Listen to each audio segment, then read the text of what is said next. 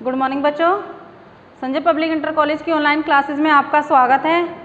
मैं आपको पार्ट 9 पढ़ा रही थी, उसमें था हमारा शासक और विभिन्न इतिवृत्त मुगल साम्राज्य। ठीक है, तो इसमें हमारा पार्ट 1 हो गया था कंप्लीट। आज हम आपको पार्ट 2 पढ़ाऊंगी।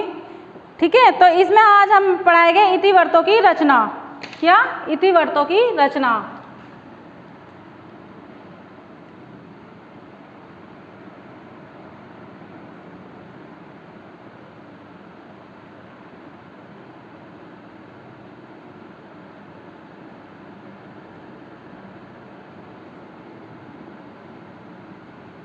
ठीक है, तो इतिवृत्तों की रचना में है जो विद्वान इतिहासकार थे। इतिवृत्त का मतलब मैंने आपको कल समझाया था, हमारे विद्वान इतिहासकार। इतिवृत्तों का एक महत्वपूर्ण उद्देश्य साम्राज्य के अंतर्गत आने वाले सभी लोगों के सामने एक सप्रभु राज्य की छवि को प्रदर्शित करता था। मतलब जो हमारे साम्राज्य में अच्छे अच्छे विद्वान हैं, अच्छे अच्छे लोग हैं, तो उन सभी की क्या वो छवि को प्रस्तुत या प्रदर्शित करता था। ठीक है, तो इतिवृत्तों का एक अन्य उद्देश्य मुगल शासक का विरोध करने वाले लोगों को यह स्पष्ट, जो हमारे साम्राज्य में जो लोग थे और जो मुगल साम्राज्य का विरोध करते थे, तो उनके बारे में यह स्पष्ट बता देना चाहता था कि साम्राज्य की शक्ति के सामने उनके सभी विरोध को असफल हो जाना सुनिश्चित है। जो हमारा साम्राज्य था तो उसकी जो सारी सफलताएं थी तो उसके सामने क्या वो अवरुद्ध हो जाता था। मतलब उसकी जो सारी कमियां थी उसको वो सामने नहीं ला पाता था। तो इसीलिए क्या उन्हें जो हमारा साम्राज्य था उसकी शक्तियों के सामने, जो साम्राज्य की सारी शक्तियां थी, तो जो आम आदमी होता था वो क्या असफल हो जाता था।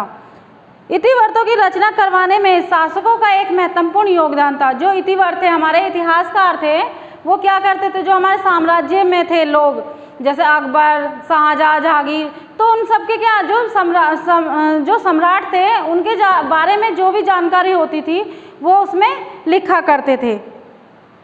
और भावी पीढ़ियों को शासन का वितरण उपलब्ध कराया जाता था। मतलब जो भावी पीढ़ियां थी, जो आने वाली हमारी पीढ़ियां थी, तो उनको क्या जो पिछली बातें थी, पिछला सम्राट था या शासक था, तो उसके या साम्राज्य था, तो उसके बारे में सारी जानकारी इन लोगों के द्वारा दी जाती थी। जो इनके इतिहासकार होते थे वो क्या थे, जो अपने सम्राट, जो भी राजा होता था उसके बारे में वो लिखा करते थे।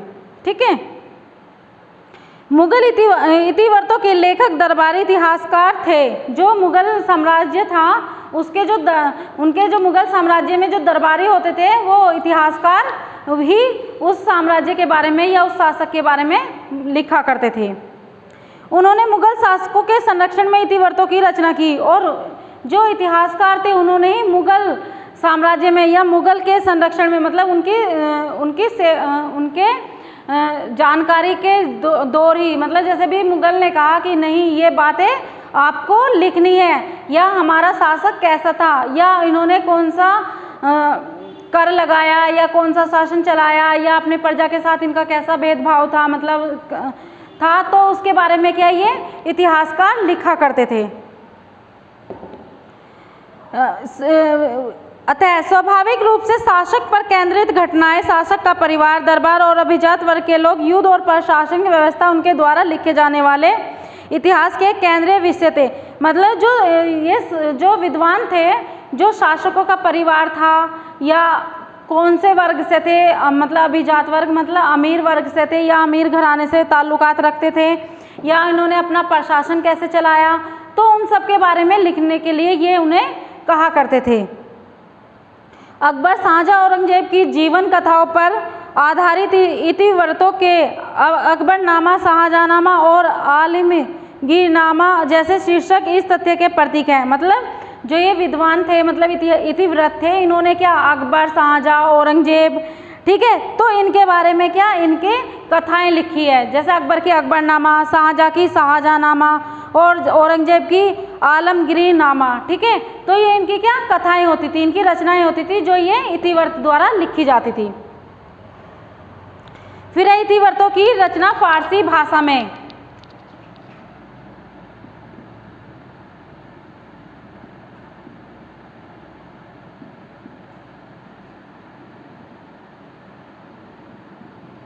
इन्होंने फारसी भाषा में लिखा इनको।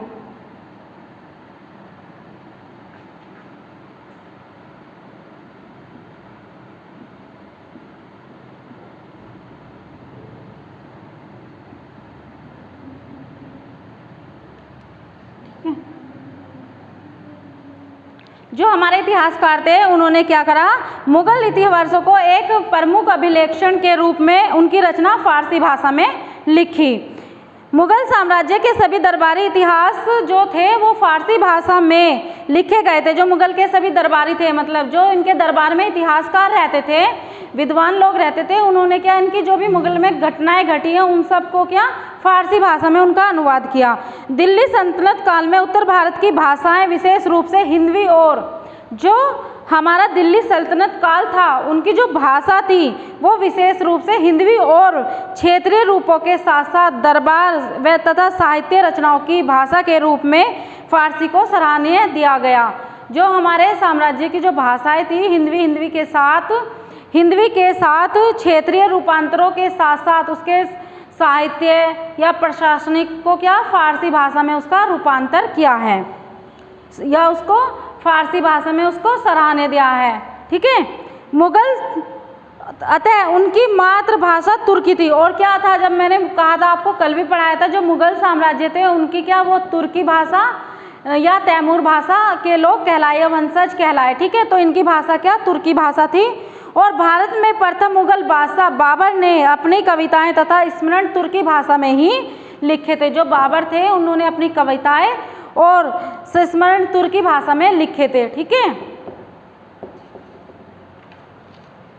अकबर के शासनकाल में फारसी भाषा का उल्लेख विकास रूप से था। जो अकबर का शासन था उनका जो भी सारे ग्रंथ थे, जो भी रचनाएं थी वो क्या फारसी भाषा में लिखा गया, जिसमें सर्वाधिक प्रसिद्ध अब्दुल फजल द्वारा रचित, एक अब्दुल फजल राइटर थे, मतलब विद्वान थे, इतिहासकार थे, तो उन्होंने क्या अकबरनामा लिखा।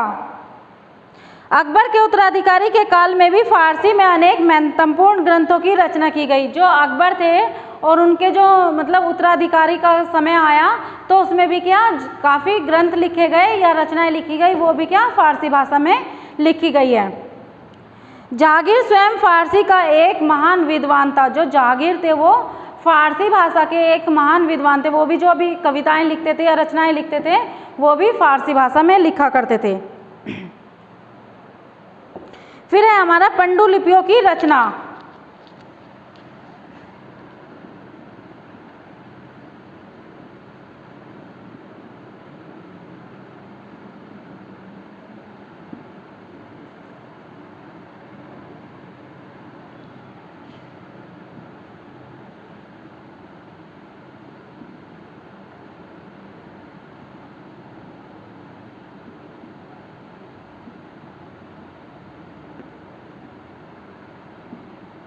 पांडुलिपि किसे जो हाथों से मतलब हाथों से कोई भी चीज़ लिखी जाती थी उसे क्या पांडुलिपि कहते थे। किसी ग्रंथ को हाथ से लिखी गई विषय वस्तु को पांडुलिपि कहा जाता था। ठीक है। जैसे मैंने अभी आपसे कहा ना, जो हाथ से लिखी जाती है उसे क्या पांडुलिपि कहते हैं। शाही किताब, इसमें क्या मुगल कालीन भारत में सभी पुस्तकों की रचना पांडुलिपि के रूप में की गई। जो मुगल साम्राज्य था और उसमें जितनी भी किताबें लिखी जाती है वो क्या पांडुलिपि की रचनाओं में ही लिखी गई, क्योंकि पहले क्या हाथों से ही लिखा जाता था, ना कोई मशीन थी ना कोई पेन पेंसिल थे, क्या हाथों से ही उसे लिखा करते थे।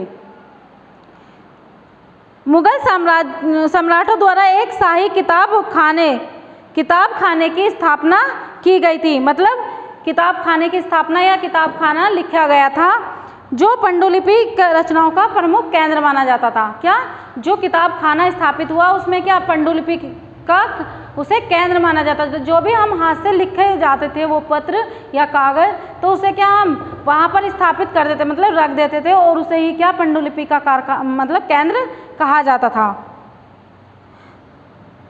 पांडुलिपि की रचना करना किसी एक व्यक्ति विशेष का कार्य नहीं था। जो इसकी रचना की गई पांडुलिपि की, वो क्या केवल एक व्यक्ति नहीं बल्कि अलग अलग व्यक्ति उसकी रचना करते थे।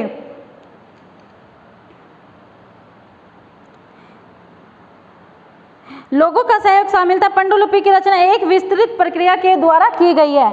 जो सर्वप्रथम कागज बनाने वाली, जो सबसे पहले क्या कागज बनाने वाले पांडुलिपि के पन्ने तैयार करते थे। सबसे पहले क्या मैंने कहा है कि जो पांडुलिपि लिखी गई है वो एक व्यक्ति नहीं बल्कि अलग अलग व्यक्तियों ने उसको क्या लिखा है, उनका क्या अलग अलग व्यक्तियों का उसमें योगदान रहा है। इसलिए क्या सर्वप्रथम पहले क्या कागज बनाने वाली पांडुलिपि के जो पन्ने थे वो तैयार किए जाते थे। उसके पश्चात सुलेख पाठ की नकल करते थे, मतलब जो सुलेख होता था उस पाठ की क्या नकल तैयार किया करते थे, वो अलग कार्य होता था। और उसके बाद गोफ्तर खानों का काम प्रारंभ में होता था। जो गोफ्तर खाने होते थे उसके बाद क्या गोफ्तर खाने वाले भी लोग अलग होते थे और कागज का प्रयोग या पन्ने तैयार करने वाले भी लोग अलग होते थे। तो उसके जो पांडुलिपि के पृष्ठों को चमकाते थे, मतलब जो पांडुलिपि के जो पेपर होते थे या कागज होते थे उनको जो चमकाते थे वो भी कार्य अलग लोग किया करते थे। चित्रकार पाठ से संबंधित चित्रों का पांडुलिपि में चित्रण करते थे। और क्या जब पांडुलिपि तैयार हो जाती थी तो उस पर क्या अच्छे अच्छे आकर्षक चित्रण या चित्रकारी किया करते थे। अंत में जिलस आदि प्रत्येक पन्ने एक करके उसे सुंदर और सुसज्जित आवरण देते थे, मतलब जिलस आदि। उसके बाद जब वो पन्ने तैयार किए जाते थे तो उसके बाद क्या जिलस शादी भी की जाती थी। और जब जिलस शादी करते थे तो उसमें क्या सुंदर सुंदर चित्र बनाए दिया जाते थे और सुसज्जित आवरण में उनको बैठा दिया जाता था, मतलब या उनको रख दिया जाता था। इस प्रकार एक लंबी प्रक्रिया के बाद पांडुलिपि तैयार हो जाती थी। और इस प्रकार क्या जब हम सारे एक अलग अलग वर्क कर देते थे, कार्य करते थे, तो उसके बाद क्या ये जो पांडुलिपि थी पूरी उसका काम तैयार हो जाता था पूरा का पूरा। ठीक है, पांडुलिपि का एक बहुमूल्य वस्तु जो हमारी पांडुलिपि थी उसे क्या एक बहुमूल्य, जैसे कहते हैं ना बहुरत्न या रत्न होता है, कोई मोती होता है, उस तरह से इसको संभाल कर रखा करते थे। तो उसे क्या बहुमूल्य वस्तु या बौद्धिक संपदा और सौंदर्य का महान कार्य कहा गया है। इसे क्या एक महान कार्य कहा गया है। ठीक है, उसके बाद है हमारा टॉपिक अकबरनामा और बादशाहनामा।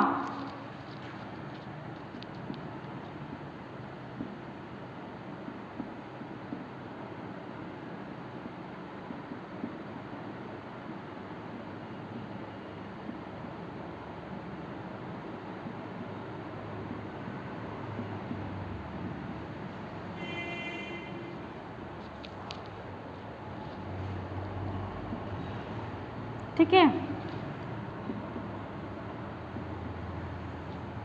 जो अकबरनामा है वो अकबर द्वारा क्या किसके द्वारा लिखे गए, अब्दुल फजल द्वारा अकबरनामा लिखी गई है। जो हमारी अकबरनामा थी वो अकबर के दरबार अकबर के काल में फजल द्वारा अब्दुल फजल द्वारा लिखी गई है। इस पांडुलिपि में जो ये पांडुलिपि थी इसमें 150 पूरे अथवा दोहरे पृष्ठों पर चित्रांकन किया जाता था, मतलब इसमें क्या 150 पृष्ठ होते थे, उस पर क्या दोहरा चित्रकरण मतलब दोबारा चित्रकारी की जाती थी।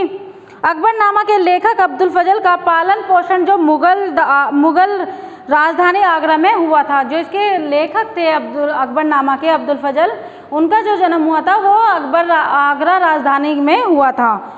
वह अरबी और फारसी का उच्च कोटि का विद्वान था। जो अब्दुल फजल थे उनको वो क्या मुगल सम्राट के क्या थे उच्च कोटि के विद्वान थे और उसे यूनानी दर्शन और सूफीवाद का भी पर्याप्त ज्ञान था।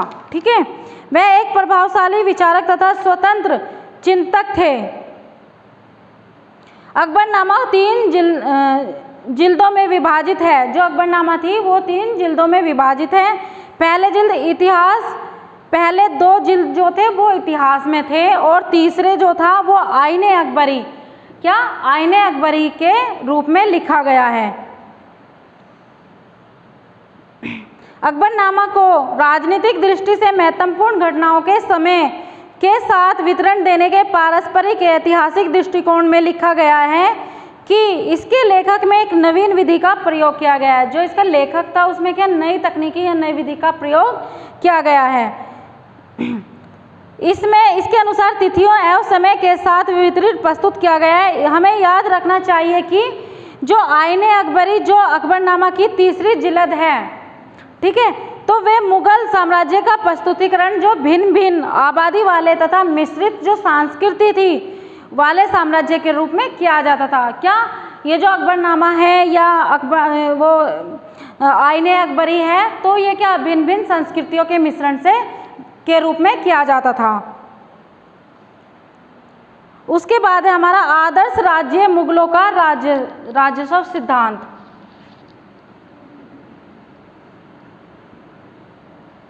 आदर्श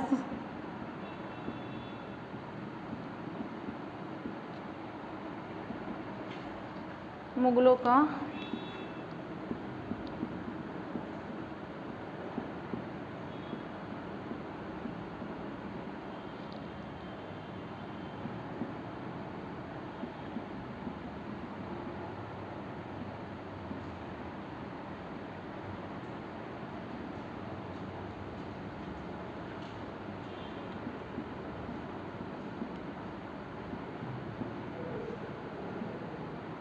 ठीक है, जो हमारे आदर्श राज्य थे और जो उनके मुगल के जो राजतत्व सिद्धांत थे उनके बारे में हम बात करेंगे। मुगल के राजतत्व सिद्धांत का वास्तविक प्रारंभ सम्राट अशोक के शासनकाल में हुआ था। जो इनका प्रारंभ हुआ था, मतलब हमारे आदर्श राज्य या मुगलों का राजतत्व सिद्धांत का जो प्रचार हुआ था वो क्या अकबर के काल से हुआ था।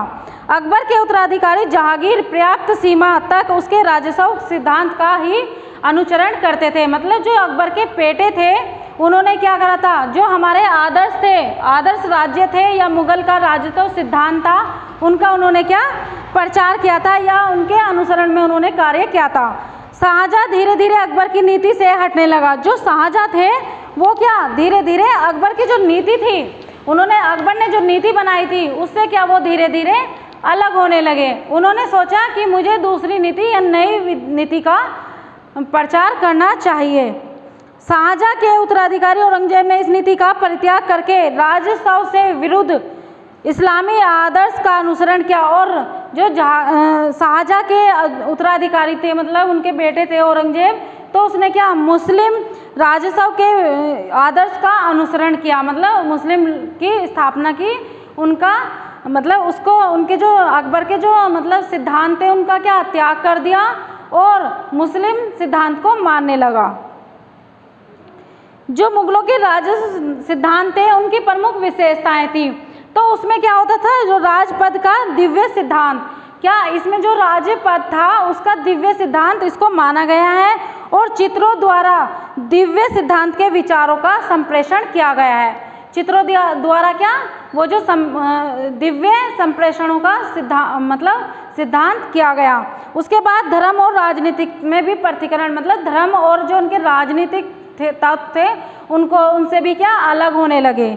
उसके बाद है सुलह एक कुल की नीति का अनुकरण। इन्होंने क्या इन्होंने कहा कि मुगलों के राजस्व सिद्धांत की सर्वाधिक महत्वपूर्ण विशेषता थी कि राज्य लौकिक रूप को स्वीकार करना तथा धार्मिक सहनशीलता की नीति का अनुसरण करना। तो इन्होंने कहा कि जो हमारे धर्म की नीति है उसको हम अपनाते हैं, उसका अनुकरण करते हैं। फिर है न्यायपूर्ण सहप्रभुता सामाजिक अनुबंधन के रूप में, जो उनकी संप्रभुता थी उन्हें सामाजिकता के रूप में इन्होंने दर्शाया। अब्दुल फजल के विचार अनुसार संप्रभुता राजा और प्रजा के मध्यम होने वाला एक सामाजिक अनुबंधन था। जो राजा थी और प्रजा थी उनके बीच में जो भी विचार थे या उनके जो भी कथन थे तो उनका प्रदर्शन करती है वो, ठीक है। तो बादशाह और अपनी प्रजा के 4 तत्व है। जो बादशाह थे उन्होंने अपनी प्रजा के 4 तत्व बताए, जीवन, धन, सम्मान और विश्वास। जो बादशाह थे उन्होंने कहा जो हमारी प्रजा है उन्हें क्या जीवन चाहिए, धन चाहिए, सम्मान चाहिए और विश्वास। तो इन चारों चीजों पर वो क्या उनकी रक्षा किया करते थे, ठीक है। उसके बाद है हमारी राजधानियां और दरबार।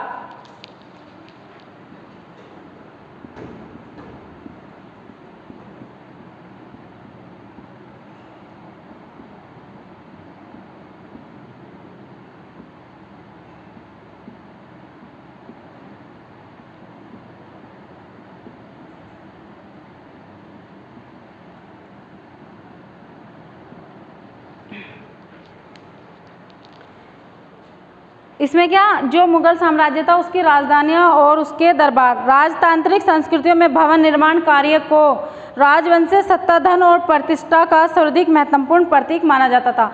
जो यहाँ की राजधानियाँ थी या राजवंश से सत्ता थी, उनको क्या धन से क्या प्रतिष्ठा, सर्वाधिक धन उनमें सबसे महत्वपूर्ण प्रतिष्ठा मानी गई है। मुस्लिम शासकों के संबंध में यह उनकी धर्मनिष्ठा से भी संबंधित था। जो मुस्लिम वर्ग था उसको क्या धर्म, उस धर्म को क्या उससे संबंधित माना गया है। और 16वीं 17वीं शताब्दी में मुगल राजधानी को तीर्थपूर्वक स्थानांतरित होता रहा। जो 16वीं शताब्दी थी 17वीं, तो उसमें क्या मुगल साम्राज्य जो था वो क्या तीर्थता से मतलब जल्दी से स्थानांतरित होता रहा। पानीपत के प्रथम युद्ध के बाद बाबर का लोधी राजधानी आगरा पर अधिकार हो गया। जो बाबर थे उसने क्या पानीपत का पहला उन्होंने अपना युद्ध उसे क्या जीत लिया और उन्होंने क्या अपनी राजधानी आगरा को स्थानांतरित कर दी। किंतु उनके शासन की 4 वर्षीय अवधि में राजसी दरबारों का आयोग भिन्न भिन्न स्थानों पर किया जा रहा था, क्योंकि जब उन्होंने ये युद्ध जीत लिए तो उन्होंने उसके बाद 4 साल ही उन पर क्या अपना अधिकार जमाया और वो इतने अच्छे तरीके से उन पर अपना जो उनके कर्तव्य थे वो भिन्न भिन्न ही रह गए। 1560 ईस्वी के दशक में अकबर ने प्रमुख कारीगर कासिम खां की देखरेख में आगरा में लाल किले का निर्माण कराया। 1560 में क्या जो प्रमुख अकबर थे उन्होंने कारीगर कराया कासिम खां के उसमें आगरे में लाल किले का उनसे क्या निर्माण कराया और इसका निर्माण समीपवर्ती क्षेत्रों के खादानों से लाए गए बुलाए पत्थर से किया गया। और इसका निर्माण देखा होगा अपने लाल किले का जो पत्थर है वो भी क्या लाल रंग के होते हैं, बलुई पत्थर होते हैं उनको, ठीक है। अकबर ने 1507 के दशक में फतेहपुर सीकरी में नई राजधानी बनाने का निश्चय किया। जो अकबर थे उन्होंने अपनी राजधानी फतेहपुर में स्थानांतरित कर ली 1570 में। इस नगर के निर्माण में 11 वर्ष का समय लगा। अब अकबर के ज्येष्ठ पुत्र सलीम का जन्म 1569 ईस्वी अकबर के आध्यात्मिक गुरु शेख सलीम चिश्ती के आशीर्वाद में सीकरी में हुआ, जहाँ शेख की खानकाह मुख्य मतलब उनका खानकाह का मतलब मुख्यालय था।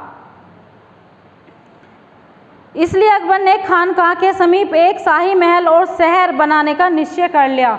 सीकरी अजमेर को जाने वाली सीधी सड़क पर स्थित था। अजमेर में शेख मसूद्दीन चिश्ती की दरगाह उस समय तक एक महत्वपूर्ण तीर्थ स्थल बन चुकी थी। मतलब ये जो शेख मसूद्दीन चिश्ती थे उनकी एक दरगाह थी, तो उसे क्या एक स्थल पवित्र स्थल माना गया और यहाँ पर क्या पर्यटक लोग घूमने के लिए आया करते हैं।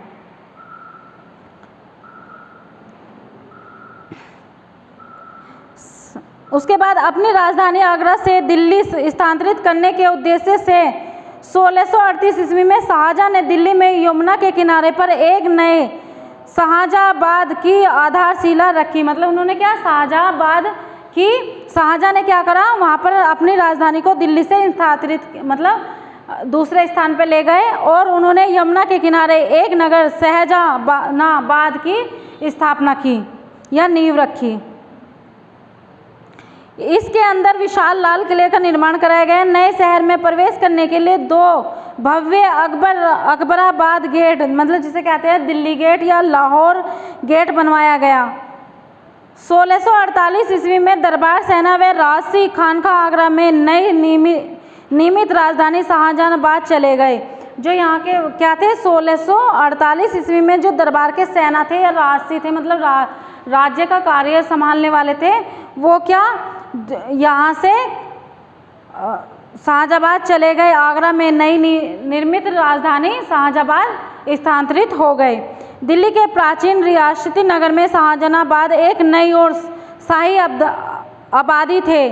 किले में अनेक भव्य आकर्षक भवन बनाए गए थे। जो किला था वो उनमें क्या अनेक भवन और नए नए आकर्षक चित्रण स्थापित किए गए थे मतलब बनाए गए थे, जिसमें से विशेष उल्लेख है दीवान-ए खास।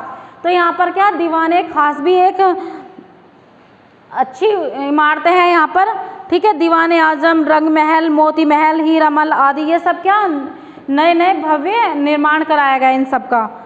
दीवान-ए खास में ही सम्राट का स्वर्ण निर्मित तथा बहुमूल्य हीरे जवाहरातों से सुसज्जित सिंहासन है। जो दीवान-ए खास थी उसमें जो सिंहासन था राजा का, तो उसे क्या जवाहरात से सुसज्जित किया गया था। उसके अनुमान से ही किला परिषद में लगभग 76,000 लोग रहते थे। जो यह किला परिषद था तो उसमें क्या 76,000 लोग यहाँ पर रहते थे। ये सम्राट है उसके परिवार की विभिन्न आवश्यकताओं को पूरा करते थे। जो सम्राट था यहाँ का, उनकी जो कार्य था या उनके जो परिवार की आवश्यकताएं थी उनको क्या ये पूरा किया करते थे।